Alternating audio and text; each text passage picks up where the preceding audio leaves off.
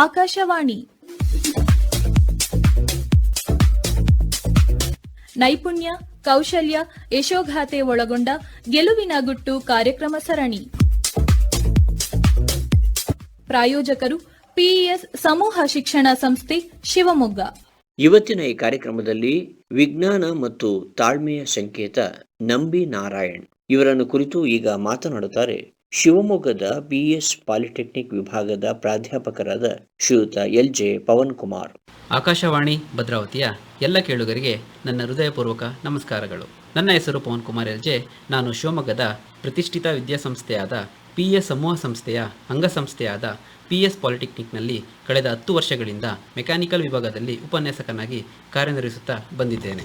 ಜಗತ್ತಿನಲ್ಲಿರುವ ಯಾವುದೇ ದೇಶವಾಗಲಿ ಅಭಿವೃದ್ಧಿ ಹೊಂದಬೇಕಾದರೆ ವಿಜ್ಞಾನ ಮತ್ತು ತಂತ್ರಜ್ಞಾನ ಕ್ಷೇತ್ರದಲ್ಲಿ ಸಾಧನೆ ಮಾಡುವುದು ಬಹಳ ಮುಖ್ಯವಾಗುತ್ತದೆ. ಅದರಲ್ಲಿಯೂ ಬಾಹ್ಯಾಕಾಶ ಕುರಿತಾದ ಸಂಶೋಧನೆಗಳು ದೇಶದ ಪ್ರಗತಿಯಲ್ಲಿ ನಿರ್ಣಾಯಕ ಪಾತ್ರವನ್ನು ವಹಿಸುತ್ತದೆ.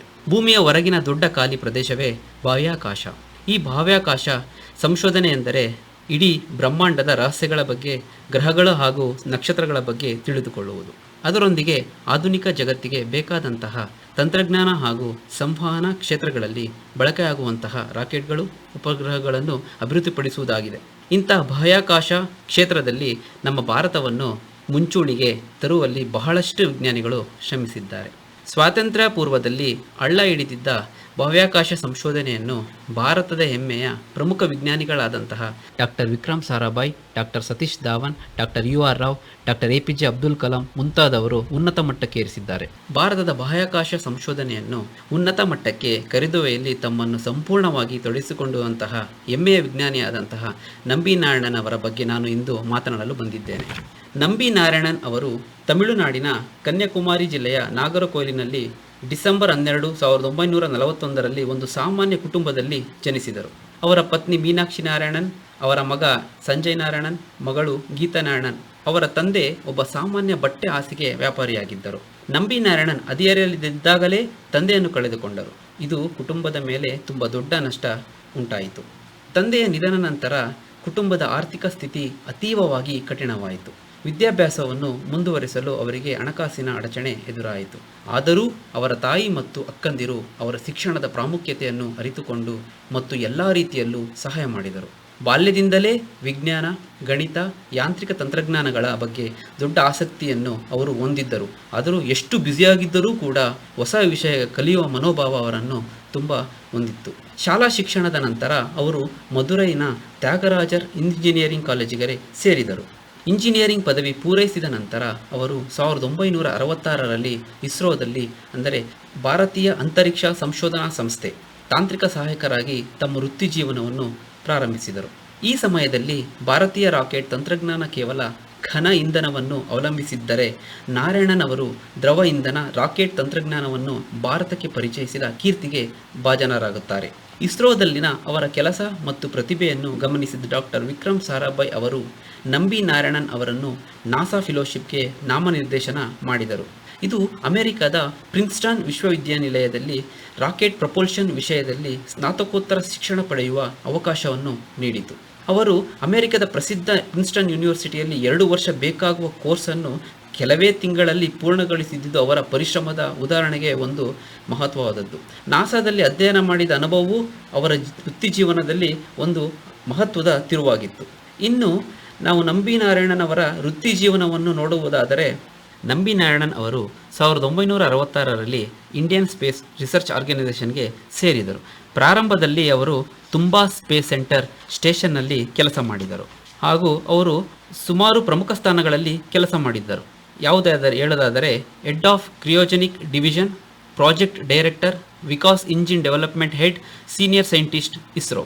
ಮುಂದೆ ಇದರ ಇನ್ನೂ ಹಲವಾರು ಮಾಹಿತಿಗಳನ್ನು ಪಡೆಯುವುದಾದರೆ 1974ರಿಂದ 1986ರವರೆಗೆ ಫ್ರಾನ್ಸ್ನ ಸೊಸೈಟಿ ಯುರೋಪಿಯನ್ ಡಿ ಪ್ರಪಲ್ಷನ್ ಸಂಸ್ಥೆಯೊಂದಿಗೆ ಸಹಕರಿಸಿ 60 ಟನ್ ಥ್ರಸ್ಟ್ ವಾಲಿಕಾ 3 ಇಂಜಿನ್ ಸಹ ವಿನ್ಯಾಸಕರಾಗಿ ಕೆಲಸ ಮಾಡಿದರು.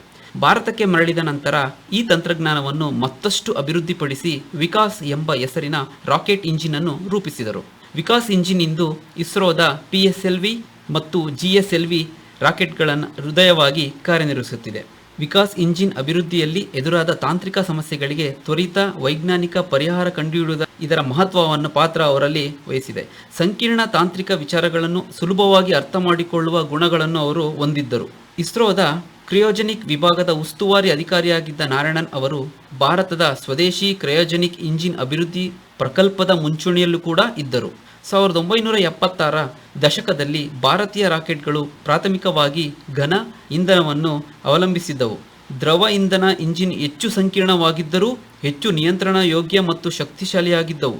ನಂಬಿ ನಾರಾಯಣನ್ ಅವರು ಈ ತಂತ್ರಜ್ಞಾನವನ್ನು ಭಾರತಕ್ಕೆ ತರುವಲ್ಲಿ ಪ್ರಮುಖ ಪಾತ್ರವನ್ನು ವಹಿಸಿದ್ದರು. 1974ರಲ್ಲಿ ಅವರನ್ನು ಫ್ರಾನ್ಸ್ನಲ್ಲಿ ದ್ರವ ಇಂಧನ ಇಂಜಿನ್ ತಂತ್ರಜ್ಞಾನವನ್ನು ಕಲಿಯಲು ಕಳುಹಿಸಲಾಯಿತು.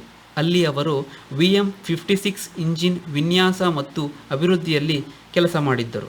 ಭಾರತಕ್ಕೆ ಮರಳಿದ ನಂತರ ಅವರ ನೇತೃತ್ವದ ತಂಡವು ಈ ತಂತ್ರಜ್ಞಾನವನ್ನು ಸ್ವದೇಶೀಕರಿಸಿ ಸುಧಾರಿಸಿ ವಿಕಾಸ್ ವಿಕ್ರಮ್ ಅಂಬಾಲಾಲ್ ಸಾರಾಭಾಯಿ ಇಂಜಿನನ್ನು ರಚಿಸಿತು.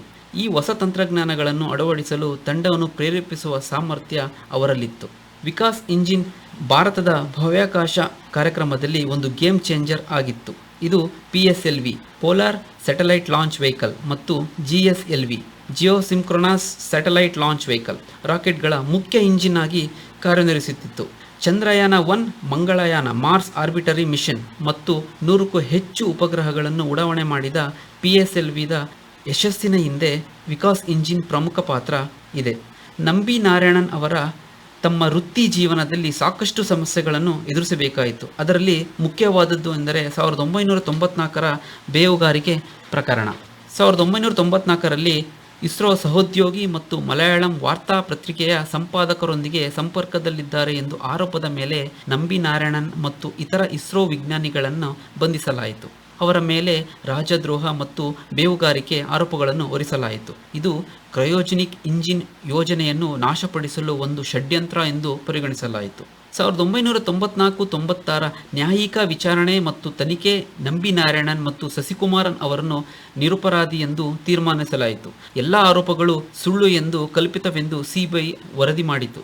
ಕುಟುಂಬದ ನೋವು, ಸಾರ್ವಜನಿಕ ಬೇಜವಾಬ್ದಾರಿ ಆರೋಪಗಳಿಂದ ಬೇಸರವಾದರೂ ಕೂಡ ಮನೋಬಲ ಕಳೆದುಕೊಳ್ಳದೆ ಮತ್ತೆ ಸಮಾಜ ಎದುರಿಗೆ ಎದ್ದು ನಿಂತವರು ನಮ್ಮ ನಂಬಿ ನಾರಾಯಣನ್. 1998ರಲ್ಲಿ ಸುಪ್ರೀಂ ಕೋರ್ಟ್ ಎಲ್ಲ ಆರೋಪಗಳನ್ನು ರದ್ದುಗೊಳಿಸಿತು. ನ್ಯಾಯಾಲಯವು ತನಿಖೆಯನ್ನು ನ್ಯಾಯಬಾಹಿರ ಎಂದು ಟೀಕಿಸಿತು ಮತ್ತು ಕೇಂದ್ರ ಸರ್ಕಾರಕ್ಕೆ ವಿಜ್ಞಾನಿಗಳಿಗೆ 10 ಲಕ್ಷ ಪರಿಹಾರ ನೀಡುವಂತೆ ಆದೇಶಿಸಿತು. 2018ರಲ್ಲಿ ಸುಪ್ರೀಂ ಕೋರ್ಟ್ ಹೆಚ್ಚುವರಿ ಪರಿಹಾರ ನೀಡುವ ಆದೇಶವನ್ನು ಹೊರಡಿಸಿತು. ಅಸಾಧಾರಣ ಮತ್ತು ಅಸಹನೀಯ ಕಿರುಕುಳಕ್ಕೆ ಪರಿಹಾರವಾಗಿ 50 ಲಕ್ಷ ನೀಡುವಂತೆ ಕೇಂದ್ರ ಸರ್ಕಾರಕ್ಕೆ ಆದೇಶಿಸಿತು. 2019ರಲ್ಲಿ ಪದ್ಮಭೂಷಣ ಪ್ರಶಸ್ತಿಯು ರಾಷ್ಟ್ರೀಯ ಮಟ್ಟದಲ್ಲಿ ಅವರ ಗೌರವ ಮತ್ತು ಖ್ಯಾತಿಯನ್ನು ಪುನಃಸ್ಥಾಪಿಸಲಾಯಿತು. ಒತ್ತಡ, ಅನ್ಯಾಯ, ರಾಜಕೀಯ ಪ್ರಭಾವಗಳ ನಡುವೆಯೂ ತಪ್ಪು ಕೆಲಸ ಮಾಡದೆ ನಿಷ್ಠೆಯಿಂದ ಬದುಕಿದವರು ನಮ್ಮ ನಂಬಿ ನಾರಾಯಣನ್ ಅವರು. ಇನ್ನು ನಂಬಿ ನಾರಾಯಣನ್ ಅವರಿಗೆ ಸಂದಿರುವ ಪ್ರಶಸ್ತಿ ಮತ್ತು ಗೌರವಗಳು. ಪದ್ಮಭೂಷಣ ಪ್ರಶಸ್ತಿ 2009ರ ಬಾಹ್ಯಾಕಾಶ ತಂತ್ರಜ್ಞಾನದ ಕ್ಷೇತ್ರದಲ್ಲಿ ಅವರ ಅನನ್ಯ ಸೇವೆಗಾಗಿ ಭಾರತ ಸರ್ಕಾರದಿಂದ ನೀಡಿ ಗೌರವಿಸಲಾಯಿತು. ಅವರ ಜೀವನ ಮತ್ತು ಸಾಧನೆಗಳನ್ನು ಆಧರಿಸಿ ರಾಕೆಟ್ರಿ ದ ನಂಬಿ ನಾರಾಯಣ್ ಎಫೆಕ್ಟ್ ಎಂಬ ಚಲನಚಿತ್ರವು 2078ರಲ್ಲಿ ಬಿಡುಗಡೆಯಾಯಿತು. ರೆಡಿ ಟು ಫೈರ್ ಮತ್ತು ಓರ್ಮಕಲುಡೆ ಬ್ರಾಹ್ಮಣ ಪದಂ ಸೇರಿದಂತೆ ಅವರ ಆತ್ಮಕಥೆಗಳು ಪ್ರಕಟವಾಗಿವೆ. ಇನ್ನು ಕೇರಳ ಸರ್ಕಾರದಿಂದ 1.3 ಕೋಟಿ ಪರಿಹಾರವನ್ನು ಕೂಡ ನೀಡಿತು. ನಾನು ಮುಂಚೆ ಹೇಳಿದಂತೆ ಅವರ ಜೀವನ ಮತ್ತು ಸಾಧನೆಗಳನ್ನು ಆಧರಿಸಿ ಒಂದು ಮೂವಿಯನ್ನು ಕೂಡ ಮಾಡಿದ್ದಾರೆ, ರಾಕೆಟ್ರಿ ದ ನಂಬಿ ಎಫೆಕ್ಟ್ ಎಂಬ ಚಲನಚಿತ್ರ. ನೀವು ಅದನ್ನು ವೀಕ್ಷಿಸಬಹುದು. ಹಾಗೂ ಅವರ ಆತ್ಮಕಥೆಗಳಲ್ಲಿ ready to fire, how I saved the Indian space ಅದು ಇಂಗ್ಲೀಷ್ನಲ್ಲಿದೆ, ಹಾಗೂ ಓರ್ಮುಕಲಡೆ ಬ್ರಹ್ಮಣ ಪದಂ ಅದು ಮಲಯಾಳಂನಲ್ಲಿದೆ. ಅವರ ಆತ್ಮಕಥೆಗಳನ್ನು ಓದಬಹುದು.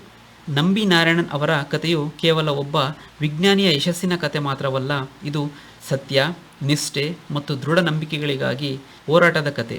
ಅವರು ರಾಷ್ಟ್ರದ ವಿಜ್ಞಾನ ಮತ್ತು ತಂತ್ರಜ್ಞಾನದ ಬೆಳವಣಿಗೆಗೆ ನೀಡಿದ ಕೊಡುಗೆ ಮತ್ತು ವ್ಯಕ್ತಿಗತ ಕಷ್ಟಗಳನ್ನು ಧೈರ್ಯದಿಂದ ಎದುರಿಸಿದ ರೀತಿ ಅವರನ್ನು ಭಾರತೀಯ ಇತಿಹಾಸದಲ್ಲಿ ಒಬ್ಬ ಸತ್ಯಸಂಧ ಮತ್ತು ಪ್ರೇರಣಾದಾಯಕ ವ್ಯಕ್ತಿತ್ವವನ್ನಾಗಿ ಮಾಡಿದೆ. ಒಟ್ಟಾರೆ ಹೇಳುವುದಾದರೆ ನಂಬಿ ನಾರಾಯಣನ್ ಅವರು ಕಥೆಯು ಭಾರತದ ವೈಜ್ಞಾನಿಕ ಸಾಧನೆಯಲ್ಲಿ ಒಂದು ಮಹತ್ವದ ಅಧ್ಯಾಯವಾಗಿದೆ. ಅವರು ದ್ರವ ಇಂಧನ ಬೇಸ್ಡ್ ವಿಕಾಸ್ ಇಂಜಿನ್ ಅಭಿವೃದ್ಧಿಯ ಮೂಲಕ ದೇಶದ ಬಾಹ್ಯಾಕಾಶ ಕಾರ್ಯಕ್ರಮಗಳ ಬೆನ್ನೆಲುಬನ್ನು ರಚಿಸಿದರು. ಅನ್ಯಾಯ ಮತ್ತು ವ್ಯಕ್ತಿಗತ ತ್ಯಾಗದ ಮೂಲಕವೂ ಅವರ ವೈಜ್ಞಾನಿಕ ಚಿಂತನೆ ಮತ್ತು ದೇಶಭಕ್ತಿ ಅಚಲವಾಗಿ ಉಳಿದಿತ್ತು. ಅವರ ಬಗ್ಗೆ ಇನ್ನಷ್ಟು ತಿಳಿಯಲು ನೀವು ಅವರ ಆತ್ಮಕಥಾ ಪುಸ್ತಕಗಳಾದ ರೆಡಿ ಟು ಫೈರ್ ಮತ್ತು ಓರ್ಮುಕಲುಡೆ ಬ್ರಹ್ಮಣ ಕದವಂ ಮಲಯಾಳಂ ಅನ್ನು ಓದಬಹುದು. ಅಲ್ಲದೆ ಅವರ ಜೀವನಾಧಾರಿತ ರಾಕೆಟ್ರಿ ದ ನಂಬಿ ಎಫೆಕ್ಟ್ ಚಲನಚಿತ್ರವನ್ನು ಕೂಡ ನೀವು ನೋಡಬಹುದು. ಧನ್ಯವಾದಗಳು.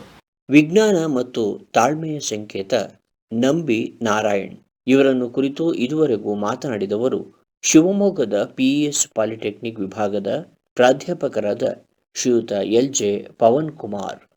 ಶಿವಮೊಗ್ಗದ ಪಿಇಎಸ್ ಕಾಲೇಜಿನಲ್ಲಿ ಕಾಲೇಜು ದಾಖಲಾತಿಗಳು ನಡೆಯುತ್ತಿವೆ. ಪಿಇಎಸ್ ಕಾಲೇಜಿನಲ್ಲಿ BBA, BCom, BSc, BCA, BBA tourism and travels, BBA hospitality and event management ಹಾಗೂ ಎಂಕಾಂ ಕೋರ್ಸ್ಗಳ ದಾಖಲಾತಿಗಾಗಿ ಸಂಪರ್ಕಿಸಿ 8140503084 ಅಥವಾ ಸಾಗರ ರಸ್ತೆಯಲ್ಲಿರುವ ಪಿಇಎಸ್ನ ಆಹ್ಲಾದಕರ ಕ್ಯಾಂಪಸ್ಗೆ ಖುದ್ದಾಗಿ ಭೇಟಿ ನೀಡಬಹುದು. ಇದುವರೆಗೆ ನೈಪುಣ್ಯ, ಕೌಶಲ್ಯ, ಯಶೋಗಾಥೆ ಒಳಗೊಂಡ ಗೆಲುವಿನ ಗುಟ್ಟು ಕಾರ್ಯಕ್ರಮ ಸರಣಿ ಪ್ರಸಾರವಾಯಿತು. ನಿರ್ವಹಣೆ ಎಸ್ಆರ್ ಭಟ್, ಸಹಕಾರ ಸವಿತಾ. ಪ್ರಾಯೋಜಕರು ಪಿಇಎಸ್ ಸಮೂಹ ಶಿಕ್ಷಣ ಸಂಸ್ಥೆ ಶಿವಮೊಗ್ಗ. ಕಾರ್ಯಕ್ರಮ ಆಕಾಶವಾಣಿ ಭದ್ರಾವತಿ ಕೇಂದ್ರದಿಂದ ಮೂಡಿಬಂತು.